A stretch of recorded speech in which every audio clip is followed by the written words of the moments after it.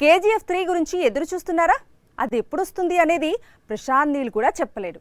అయితే కేజీఎఫ్ 3 కంటే ముందు కేజీఎఫ్ లాంటి సినిమా చూడాలి అనుకుంటున్నారా?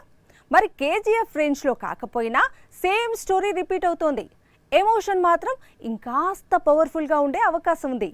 ఇంతకీ ఏంటా సినిమా? కేజీఎఫ్ ఏంటి, సన్ ఆఫ్ వైజయంతి కథ ఏంటి, ఈ రెండింటికి లింక్ ఏంటి అనుకుంటున్నారా? నిజానికి ఈ రెండు వేరు వేరు స్టోరీస్. కాకపోతే mother sentiment common point. KGF లో అమ్మపై ప్రేమతోనే రాఖీ భాయ్ వైలెంట్ రూట్ ను ఎంచుకున్నాడు. ఇప్పుడు సన్ ఆఫ్ వైజయంతిలో కళ్యాణ్ రామ్ కూడా మదర్ కోసమే వైలెంట్ రూట్ ను ఎంచుకున్నాడు. ఏప్రిల్ 18న సన్ ఆఫ్ వైజయంతి ప్రేక్షకుల ముందుకు వస్తుంది. విజయశాంతి, కళ్యాణ్ రామ్ నటన హైలైట్ గా నిలవనుంది అనే ప్రచారం సాగుతుంది. ట్రైలర్ చూసిన వారందరూ ఇదే చెబుతున్నారు. ఇటీవల సినిమా చూసిన ఎన్టీఆర్ కూడా సినిమాలో వీరిద్దరి పర్ఫార్మెన్స్ పీక్స్ అంటూ చెప్పుకొచ్చాడు. కేజీఎఫ్ 3 గురించి ఎదురు చూస్తున్నారా?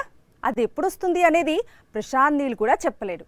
అయితే కేజీఎఫ్ 3 కంటే ముందు కేజీఎఫ్ లాంటి సినిమా చూడాలి అనుకుంటున్నారా? మరి కేజీఎఫ్ రేంజ్లో కాకపోయినా సేమ్ స్టోరీ రిపీట్ అవుతోంది. ఎమోషన్ మాత్రం ఇంకాస్త పవర్ఫుల్గా ఉండే అవకాశం ఉంది.